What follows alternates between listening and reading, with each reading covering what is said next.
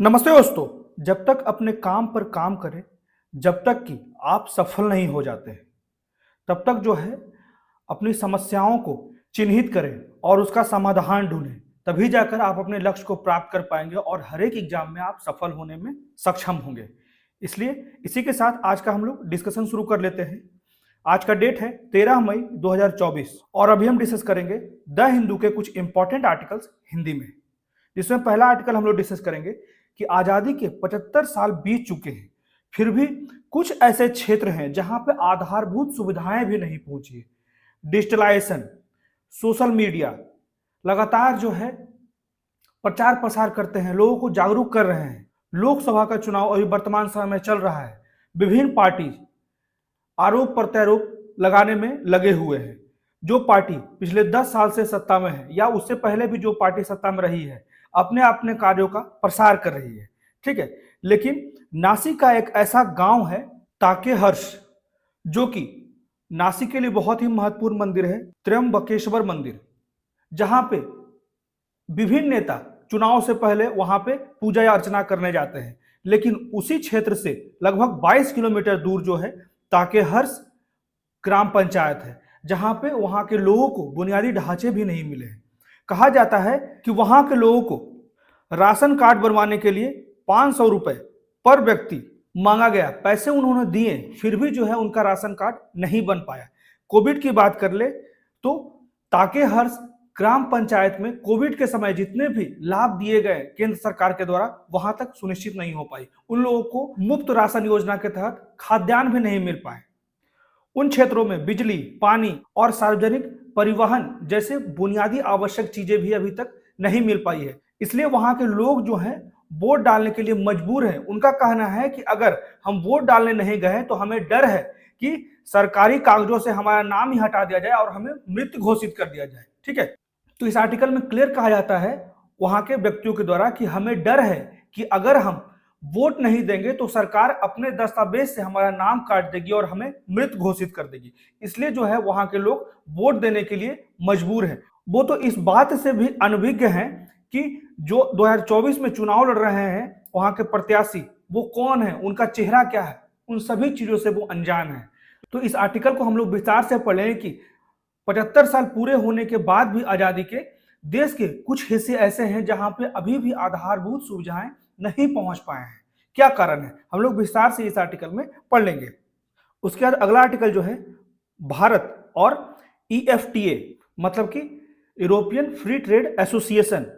तो इसी के लिए कहा जाता है कि भारत ईएफटीए जो व्यापार समझौता से निवेश संबंधी सबक लेने की आवश्यकता है। लगातार जो है देखा जा रहा है कि भारत में चुनाव हो रहे हैं और उसी कारण जो है यूनाइटेड किंगडम और यूरोपियन संघ जैसे देशों के साथ भारत के जो फ्री ट्रेड एग्रीमेंट है वो ठंडे बस्ते में चली गई है। ठीक है, उस पर ज्यादा ध्यान नहीं दिया जा रहा है।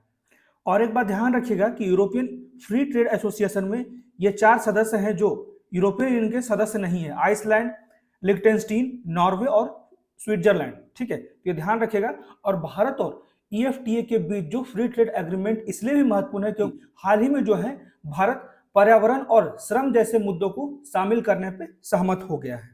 और ईएफटीए का मुख्य लक्ष्य जो है वो 15 वर्षों में जो है लगभग $100 बिलियन का ट्रेड करना है, और जिसमें लक्ष्य रखा गया है कि पहले 10 वर्षों में लगभग $50 बिलियन का ट्रेड सुनिश्चित करना है, उसके बाद अगले 5 वर्षों में 10 बिलियन का। ठीक है, तो इसे ध्यान रखिएगा कि इसका मुख्य लक्ष्य जो है वो 15 वर्षों के भीतर जो है लगभग $100 अरब का निवेश को प्रतिबद्ध बनाना है, और लगभग 15 वर्षों में कम से कम इससे जो है 1 मिलियन मतलब कि 10 लाख जो है रोजगार उत्पन्न होंगे, रोजगार सृजन होंगे। ठीक है, और इसका उद्देश्य जो है उत्पादों की एक विस्तृत श्रृंखला पर टैरिफ और नॉन टैरिफ बाधाओं को खत्म करना और भारत और ईएफटीए के बीच व्यापार और निवेश के अवसरों को बढ़ाना। तो इस आर्टिकल में हर एक चीज को हम लोग विस्तार से पढ़ लेंगे और क्या क्या नए नए नियम बनाए जा रहे हैं भारत और ईएफटीए के ट्रेड के एग्रीमेंट में। ठीक है, उसके बाद अगला आर्टिकल जो है ये बहुत ही महत्वपूर्ण आर्टिकल है, डिजी लॉकर, जिससे लगातार जो है 2 क्वेश्चन ऑलरेडी यूपीएससी में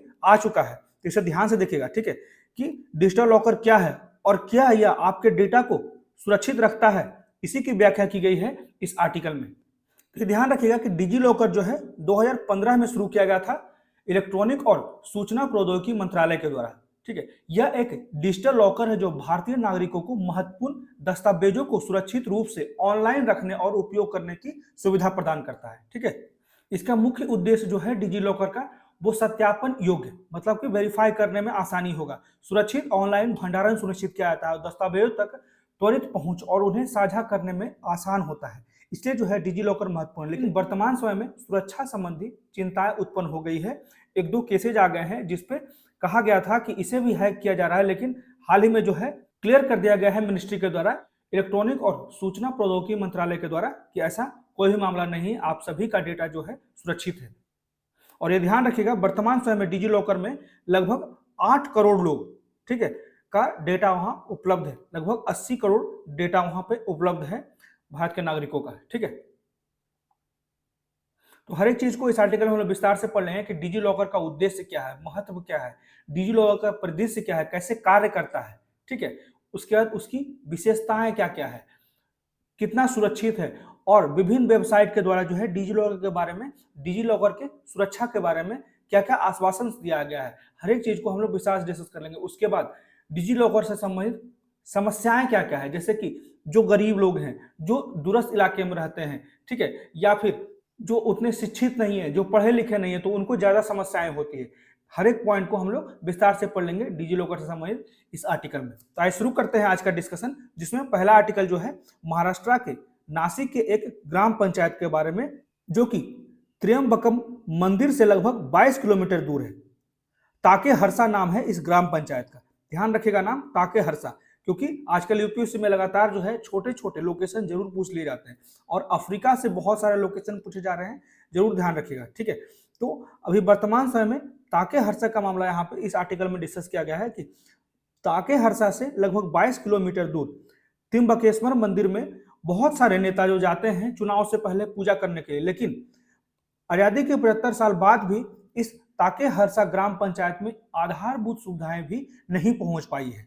इसके क्या कारण है, इसी को हम लोग विस्तार से इस आर्टिकल में देख लेते हैं।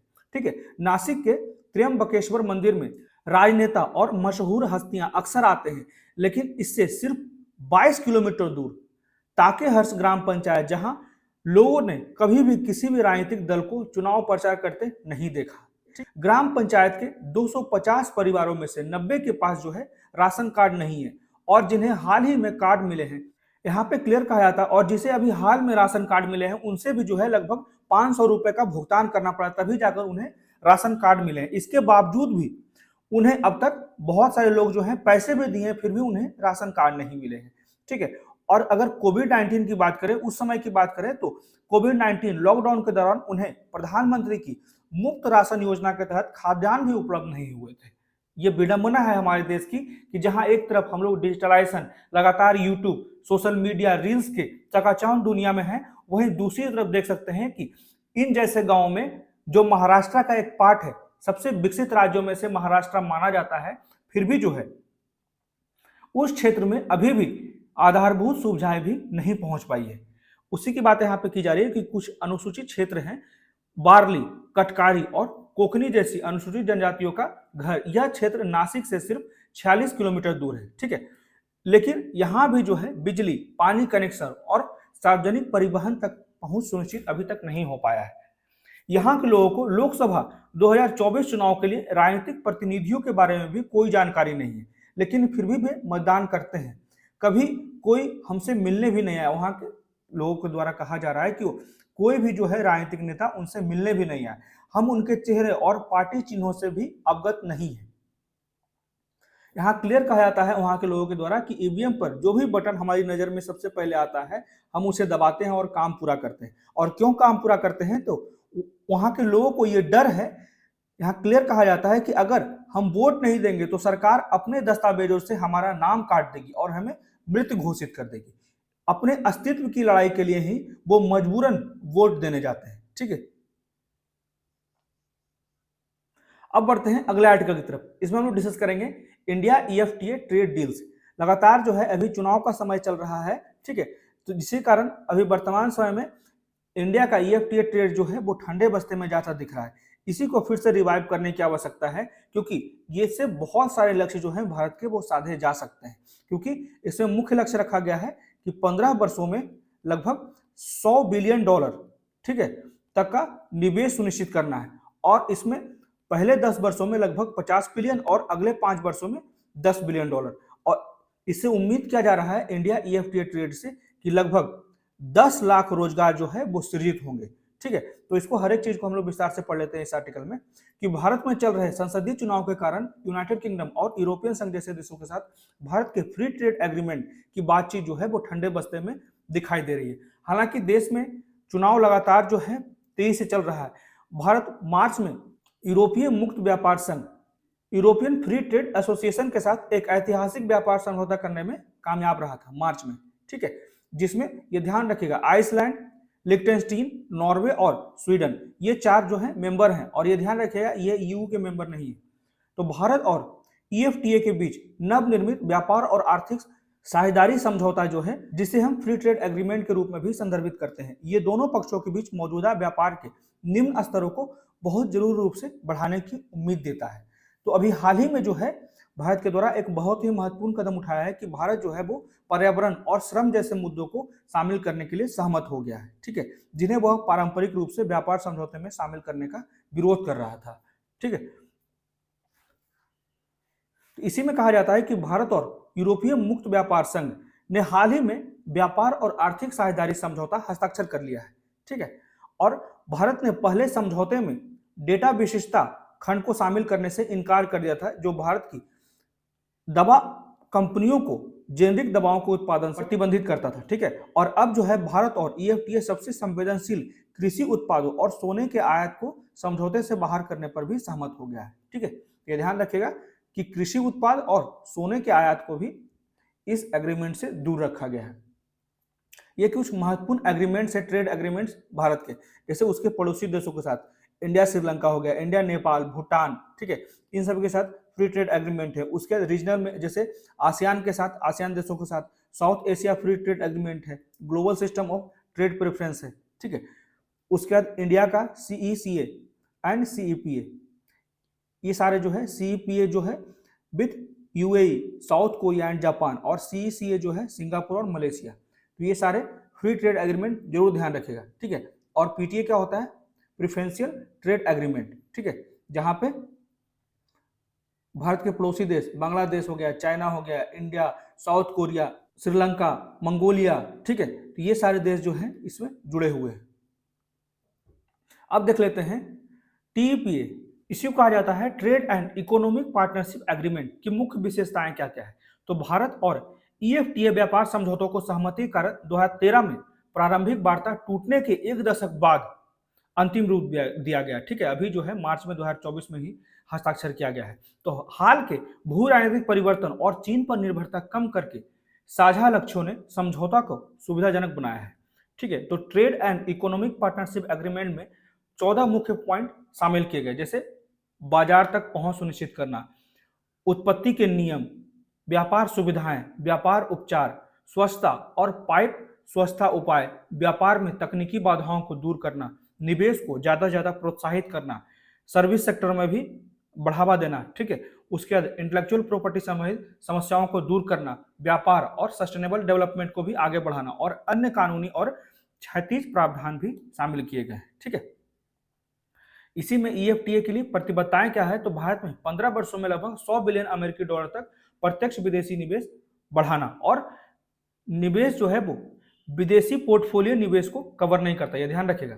ये जो अभी निवेश है EFTA वो FPI को कवर नहीं करता, फॉरेन पोर्टफोलियो इन्वेस्टमेंट, ठीक है। तो इन निवेशों के माध्यम से भारत में लगभग 10 लाख प्रत्यक्ष रोजगार उत्पन्न होने का लक्ष्य रखा गया है। तो TEPA में बौद्धिक संपदा अधिकारों से संबंधित प्रतिबद्धताएं जो है वो बौद्धिक संपदा अधिकार स्तर के व्यापार संबंधी पहलुओं पर भी चर्चा करेंगे। टैरिफ ऑफर पे क्या बात की गई है? तो EFTA भारत के 99.6% निर्यात को कवर करते हुए 92.2% टैरिफ लाइनों की पेशकश करता है, ठीक है। भारत EFTA निर्यात के लगभग 95.3% को कवर करते हुए 82.7% टैरिफ लाइनें प्रदान करता है। भारत ने डेयरी, सोया, कोयला और संवेदनशील कृषि उत्पादों जैसे क्षेत्रों को टैरिफ रियायतों से बाहर रखा है। ये हम लोग पहले भी देख चुके हैं, ठीक है। उसके बाद पारंपरिक मान्यताएं क्या है, तो TEPA trade and economic partnership agreement में नर्सिंग, चार्टेड अकाउंटेंट, आर्किटेक्ट आदि जैसी व्यावसायिक सेवाओं में पारस्परिक मान्यता समझौता के प्रावधान किए गए हैं। ध्यान रखिएगा, नर्सिंग, सीए, आर्किटेक्ट, ठीक है। और लगातार जो है इंटीग्रेशन ऑफ मार्केट का बात किया जा रहा है, बाजार का एकीकरण का। तो टीईपीए जो है वो भारत को यूरोपीय संघ के बाजार में एकीकृत होने का अवसर प्रदान करता है। स्विट्जरलैंड का 40% से अधिक वैश्विक सेवा निर्यात जो है वो यूरोपीय संघ को होता है, और भारतीय कंपनियां जो है वो यूरोपीय संघ तक अपनी बाजार पहुंच बढ़ाने के लिए स्विट्जरलैंड को आधार के रूप में देख रहा है, ठीक है। तो ईएफटीए जो है वो आइसलैंड, लिechtenstein, नॉर्वे, स्विट्जरलैंड का अंतर सरकारी संगठन है, ठीक है, इंटर गवर्नमेंटल ऑर्गेनाइजेशन। तो ये चारों जो है, ये ध्यान रखिएगा, आइसलैंड, लिechtenstein, नॉर्वे और स्विट्जरलैंड जो है वो यूरोपियन संघ का हिस्सा नहीं है। और ये ध्यान रखिएगा, ईएफटीए जो है इसकी स्थापना 1960 में स्टॉकहोम कन्वेंशन द्वारा की गई थी। उद्देश्य क्या है, तो अपने 4 सदस्य देशों और दुनिया भर के उनके व्यापारिक भागीदारों के लाभ के लिए फ्री ट्रेड एग्रीमेंट और आर्थिक एकीकरण को बढ़ावा देना। भारत और ईएफटीए, यूरोपियन संघ, संयुक्त राज्य अमेरिका, ब्रिटेन और चीन के बाद भारत ईएफटीए का 5वां सबसे बड़ा व्यापारिक भागीदार है, ठीक है। तो इसके मेंबर्स भी जरूर ध्यान रखिएगा कि इसके 4 मेंबर है। तो 2022-23 में भारत और ईएफटीए के बीच दो तरफा व्यापार 18.65 बिलियन अमेरिकी डॉलर था, जबकि भारत के लिए व्यापार घाटा ही बहुत महत्वपूर्ण है, 14.8 बिलियन अमेरिकी डॉलर रहा था, ठीक है। ये ध्यान रखिएगा। देशों के इस समूह में स्विट्जरलैंड भारत का सबसे बड़ा व्यापारिक भागीदार है और उसके बाद जो है नॉर्वे है। इन चारों मेंबर्स की अगर बात करें तो भारत को सबसे बड़ा निर्यात फार्मास्यूटिकल आइटम, ठीक है, सबसे ज्यादा जो है निर्यात फार्मास्यूटिकल आइटम 11.4%, मशीनरी 17.5% था, जबकि कार्बनिक रसायनों 27.5% ने ईएफटीए आयात का बड़ा हिस्सा था, ठीक है। तो भारत ने सबसे बड़ा निर्यात जो किया था फार्मास्यूटिकल आइटम्स का 11.4% और मशीनरी का 17.5%, जबकि कार्बनिक रसायनों का 27.5% किया था ईएफटीए में। तो आय का रास्ता क्या होना चाहिए जो इंडिया और ईएफटीए के बीच में पार्टनरशिप है, तो भारत ईयू ईएफटीए का शीघ्र निष्कर्ष क्या होता है, तो भारत ईएफटीए टीईपीए मतलब कि trade and economic partnership agreement में किसी भी व्यापार विकृतियों को रोकने के लिए भारत ईएफटीए फ्री ट्रेड को जल्द से जल्द संपन्न किया जाना चाहिए। और सक्रिय उपाय क्या है, तो भारत ईएफटीए टीईपीए का पूरा लाभ उठाने के लिए विवाद समाधान तंत्र की स्थापना की बात की गई, ठीक है। तो ईएफटीए कार्यालयों की स्थापना जिससे सक्रिय कार्य किए जाए, जिससे कि विवाद उत्पन्न न हो मेंबर्स में, ठीक है। तो मजबूत राजनीतिक भागीदार और मार्गदर्शन की भी आवश्यकता है। दोनों पक्षों के बीच टीईपीए समझौता को फ्रूटफुल बनाने के लिए, फलीभूत करने के लिए मजबूत राजनीतिक भागीदारी और मार्गदर्शन प्रदान करने की आवश्यकता है, ठीक है। तो ये था पूरा आपका पूरा आर्टिकल जिसमें इंडिया और ईएफटीए एग्रीमेंट को हम लोग विस्तार से देखे, ठीक है। उसके बाद अगला आर्टिकल जो है डिजी लॉकर के बारे में है। इसका सिंपल मतलब है, डिजी लॉकर एक ऐप बनाया गया है, ठीक है, जो कि भारत सरकार के इलेक्ट्रॉनिक और सूचना प्रौद्योगिकी मंत्रालय के द्वारा जो है 2015 में ये शुरू किया गया था, डिजिटल लॉकर। इसमें हम अपने सारे डॉक्यूमेंट्स को डिजिटली रूप से रख सकते हैं। कभी कभी क्या होता है, हम कहीं बाहर घूमने जाते हैं या फिर कहीं बाइक ही चला रहे हैं, हमारे पास लाइसेंस नहीं है, तो ये सारे जो अपने इंपॉर्टेंट डॉक्यूमेंट्स हैं उसको हम लोग रख सकते हैं और कहीं भी आवश्यकता पड़ने पे तो हम अपना वेरीफाई करा सकते हैं, ठीक है। इसलिए जो है बहुत ही महत्वपूर्ण है। डिजी लॉकर भारत सरकार के इलेक्ट्रॉनिक और सूचना प्रौद्योगिकी मंत्रालय द्वारा 2015 में शुरू किया गया था। यह एक डिजिटल लॉकर है जो भारतीय नागरिकों को महत्वपूर्ण दस्तावेजों को सुरक्षित रूप से ऑनलाइन रखने और उपयोग करने की सुविधा प्रदान करता है।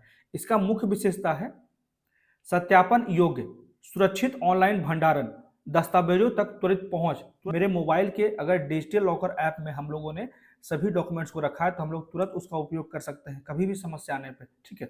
और उन्हें साझा करने का भी आसान तरीका होता है, किसी को भी शेयर कर सकते हैं। यह अतिरिक्त सुरक्षा करने के लिए, जिससे कि डाटा का मिसयूज ना हो, हमारे प्राइवेसी का हनन ना हो, इसके लिए नए टेक्नोलॉजी का उपयोग किया जा रहा है, जो इसे डिजिटल पब्लिक इंफ्रास्ट्रक्चर की ओर भारत के कदम का एक महत्वपूर्ण हिस्सा माना जा रहा है, ठीक है। तो इसका पृष्ठभूमि क्या है डिजिटल लॉकर का, तो जरूरत के समय अगर हमारे पास फिजिकल डॉक्यूमेंट नहीं है, भौतिक दस्तावेज अगर खो जाता है या पहुंच से बाहर हो, तो उदाहरण के लिए जैसे पुलिस द्वारा रोके जाने पर आपके पास अपना ड्राइविंग लाइसेंस नहीं है, तो इससे व्यक्तिगत और सरकारी संस्थानों के लिए बहुत ही परेशानी होती थी। तो भारत सरकार का डिजिटल इंडिया अभियान प्रौद्योगिकी का उपयोग करके इस समस्या को हल करने का प्रयास कर रहा है। इसी का जीता जागता रूप है डिजी लॉकर। 2015 में लॉन्च किया गया था। यह डिजिटल रूप से सशक्त समाज की दिशा में एक बहुत ही महत्वपूर्ण कदम है। 2023 के अंत में जो है डिजी लॉकर पर लगभग 8 करोड़ लोग इसका उपयोग कर रहे हैं, अपने डेटा को सेव करके रखे हैं, जिसमें से लगभग 8 करोड़ लोगों ने लगभग 80 करोड़ दस्तावेज जमा किए हैं इस डिजी लॉकर में। तो ये कैसे उपयोग होता है, जैसे इशुअर, रिक्वेस्टर, यूजर, ठीक है, ये सारे जो फ्रेम है ये ध्यान रखेगा। अगर आपके पास फिजिकल पेपर नहीं है, ठीक है, तो इसके उद्देश्य क्या है? मुख्य उद्देश्य जो है वो भौतिक दस्तावेज के उपयोग को कम करना, जिससे कि पेड़ कम काटे जाएंगे, क्योंकि पेड़ से ही जो है कागज बनता है, पेपर बनता है। तो उसका उपयोग को कम करने के लिए इस तरह के डिजिटल प्लेटफॉर्म बनाए जा रहे हैं। इस दस्तावेज की प्रमाणिकता सुनिश्चित करना और नकली दस्तावेजों के प्रसार को भी कम किया जाता है। तो आवेदन जमा करने और सत्यापन प्रक्रियाओं को सुनिश्चित करने में भी मदद करता है। ठीक है, जो भी हम लोग एग्जाम्स के लिए फॉर्म भरते हैं या फिर कोई और अगर फॉर्म भरते हैं पैन कार्ड के लिए, आधार कार्ड के लिए, तो वहाँ पे वेरिफिकेशन के लिए भी हम लोग डिजी लॉकर का उपयोग कर सकते हैं। ठीक है, तो एक व्यक्तिगत स्वास्थ्य रिकॉर्ड एप्लीकेशन प्रदान करता है और इसे आयुष्मान भारत डिजिटल मिशन के साथ एकीकृत भी किया गया है। ठीक है, इसमें टीकाकरण विवरण, डॉक्टरों के नुस्खे, लैब रिपोर्ट्स और अस्पताल में रहने के समरी भी हम लोग शामिल कर सकते हैं, जिससे कि आने वाले समय में हमारे स्वास्थ्य संबंधी समस्या अगर होती है तो उसमें हमें हमारे स्वास्थ्य से संबंधित सारे डेटा उपलब्ध होंगे और डॉक्टरों को हमारी हिस्ट्री को, हेल्थ हिस्ट्री को चेक करने में आसानी होगी। तो किसी भी समय कहीं भी महत्वपूर्ण दस्तावेजों तक पहुंच प्रदान करके डिजिटल सशक्तिकरण की सुविधा प्रदान करता है डिजी लॉकर। ठीक है, अब इसका कैसे ये कार्य करता है? डिजी लॉकर का पारिस्थितिकी तंत्र, जिसमें जैसे नागरिक हो गए, लोग जो है डिजी लॉकर को अपने आधार नंबर से लिंक करके उपयोग करते हैं। जो जारी करते हैं, जारीकर्ता वो संगठन जैसे सरकारी कार्यालय या निजी कंपनियां जो डिजी लॉकर पर दस्तावेजों की डिजिटल प्रतियां डालते हैं। ठीक है, अनुरोधकर्ता जो रिक्वेस्ट करते हैं, रिक्वेस्टर, ठीक है, इशूकर्ता हो गए, रिक्वेस्टर हो गए, सिटीजन्स हो गए, हम लोग। ठीक है, तो अनुरोधकर्ता कौन होते हैं? समूह या कार्यालय जो सत्यापन या अन्य उद्देश्यों के लिए डिजी लॉकर से विशेष दस्तावेज देखने के लिए कहते हैं। ठीक है, तो ये है पूरा का पूरा इकोसिस्टम कि कैसे जो है डिजी लॉकर कार्य करता है।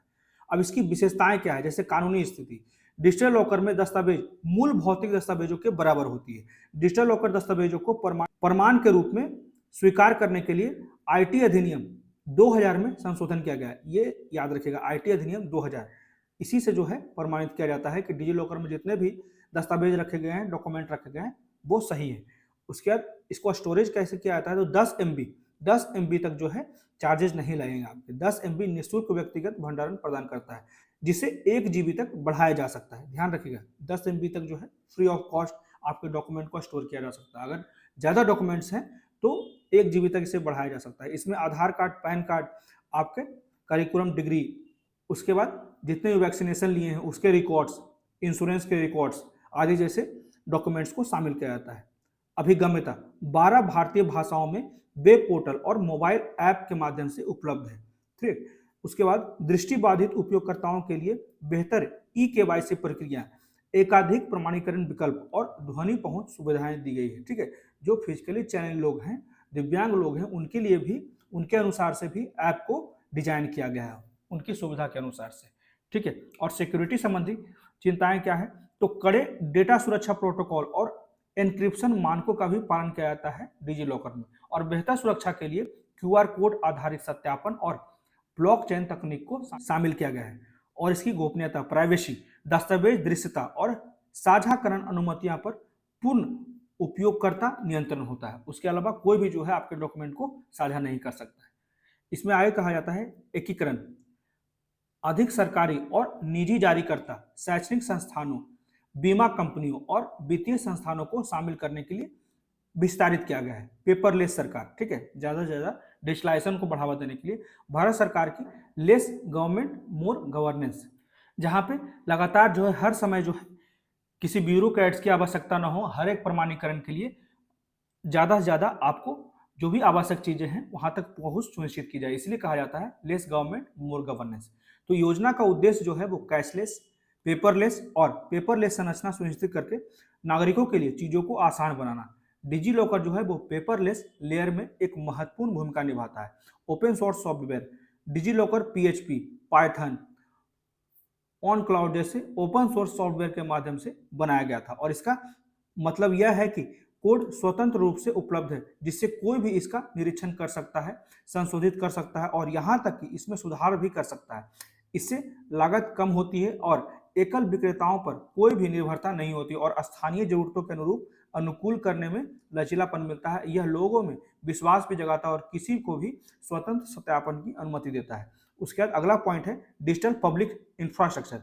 भारत का डिजिटल पब्लिक इंफ्रास्ट्रक्चर जो है वो नागरिकों, व्यवसायों और सरकारी एजेंसियों को आवश्यक सेवाएं और क्षमताएं प्रदान करने के लिए डिजाइन किए गए इंटरकनेक्टेड डिजिटल प्लेटफॉर्म और टूल के नेटवर्क को संदर्भित करता है। ठीक है, उसके बाद कितना सुरक्षित है, इस पे अभी जो सवाल उठाया गया, इसलिए जो है आज आर्टिकल में आया है डिजी लॉकर। ठीक है, तो इसी के लिए कहा गया है कि डिजी लॉकर डिजिटल इंडिया कार्यक्रम के तहत इलेक्ट्रॉनिक्स और आईटी मंत्रालय की एक प्रमुख पहल है, जिसका अर्थ यह है कि यह एक सरकार द्वारा अनुमोदित एप्लीकेशन है और इसे अधिकारियों द्वारा बनाए गए सख्त सुरक्षा प्रोटोकॉल के साथ आदर्श रूप से बनाए रखा जाता है। ठीक है, तो ministry of electronics and information technology के द्वारा कहा गया है कि डिजिटल लॉकर नागरिकों को सार्वजनिक क्लाउड पर एक सुरक्षित दस्तावेज एक्सेस प्लेटफॉर्म प्रदान करने को डिजिटल इंडिया के विजन क्षेत्रों से जोड़ता है। ठीक है, विभिन्न जो अलग वेबसाइट हैं वो उन्होंने क्या कमेंट किया है डिजी लॉकर के बारे में, तो डिजी लॉकर की अपनी वेबसाइट के अनुसार इसमें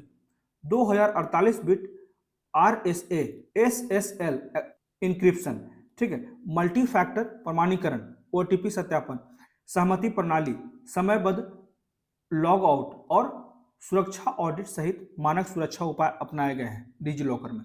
गूगल प्ले स्टोर के द्वारा कहा गया है कि कोई भी डिजी लॉकर डेटा तीसरे पक्ष के साथ साझा नहीं किया जा सकता और डेटा ट्रांजिट में एन्क्रिप्ट किया जाता है। एकत्र किए गए डेटा के उदाहरणों में फाइल और दस्तावेज वैकल्पिक हैं, आपका नाम, ईमेल, पता और उपयोगकर्ता आईडी शामिल होता है, इसलिए जो है सुरक्षित है। समस्याएं क्या क्या है, तो जितने भी जो अशिक्षित लोग हैं उनको सबसे ज्यादा समस्या होती है। जो लोग स्मार्टफोन चलाने के आदी नहीं है या जिन्हें ऐप नेविगेट करने में कठिनाई होती है, उन्हें डिजी लॉकर डाउनलोड करने, OTP का उपयोग करने और अपने क्रेडेंशियल प्राप्त करने में कठिनाई होती है। ठीक है, जो लोग पढ़े नहीं होते उन्हें और ज्यादा नुकसान होता है। एक और बाधा है कई नाम, उपनाम, असंगत बर्तनी, यहाँ तक कि थोड़ा बेनाम प्रमाण पत्र वाले लोग भी डिजी लॉकर के माध्यम से अपने दस्तावेज आसानी से प्राप्त नहीं कर पाएंगे, क्योंकि ऐप को जारीकर्ता के डेटा के सटीक रूप से मेल खाने के लिए सबमिट किए गए विवरण की आवश्यकता होती है। ठीक है, इसके अलावा भारत में विभिन्न सरकारी प्राधिकरण और कानून प्रवर्तन निकाय आधिकारिक दस्तावेजों की समीक्षा कैसे करते हैं और इसमें कोई एकरूपता नहीं होती। ठीक है, जबकि कुछ लोग डिजी लॉकर के माध्यम से वर्चुअल दस्तावेज दिखाए जाने पर जोर देते हैं और अन्य का दावा है कि मूल हार्ड कॉपी अनिवार्य है। बहुत जगह जो है मूल हार्ड कॉपी अनिवार्य मांगा जाता है, फिजिकल पेपर मांगा जाता है। ठीक है, तो निष्कर्ष में क्या कहा जाता है कि डिजी लॉकर जो है वो नागरिकों को प्रमाण पत्र के मूल जारीकर्ता से सीधे डिजिटल रूप में प्रमाणित दस्तावेज प्रमाण पत्र प्रदान करने की अनुमति देता है और यह डिजिटल सशक्तिकरण की दिशा में भारत का एक बहुत ही महत्वपूर्ण कदम है। तो संकट के समय जब समस्या होती है, जब हम बाहर निकल नहीं पाते हैं आसानी से, ठीक है, जैसे बाढ़ आ जाता है, तो उसकी भी यहाँ पे एग्जाम्पल दी जा रही है कि संकट के समय में डिजी लॉकर का महत्व सिद्ध होता है। केरल बाढ़ के दौरान IT विभाग ने प्रभावित नागरिकों को तुरंत डिजिटल प्रमाण पत्र जारी किए, जो आपातकालीन स्थिति में इसकी उपयोगिता का प्रमाण है। तो डिजिटल विभाजन जैसी चुनौतियों का समाधान करने और व्यापक रूप से अपनाने के लिए उपयोगकर्ताओं की गोपनीयता सुनिश्चित करने के लिए भी विकास की गई है। ठीक है, इस तरह का प्लेटफॉर्म डिजी लॉकर। यह था पूरा का पूरा आर्टिकल जिसमें हम लोगों ने डिजी लॉकर के बारे में पढ़ा। अब डिजी लॉकर संबंधित जो यूपीएससी में प्रीवियस ईयर क्वेश्चन आए हैं उसके बारे में देख लेते हैं। जिसमें पहला क्वेश्चन है, ये 2022 में आया है यूपीएससी में। ठीक है, जैसे आरोग्य ऐप, कोविन, डिजी लॉकर, दीक्षा, उपरोक्त में से कौन ओपन सोर्स डिजिटल प्लेटफॉर्म के शीर्ष पर बनाया गया है? तो इसमें से चारों के चारों कथन जो है वो सही हो जाएंगे। ठीक है,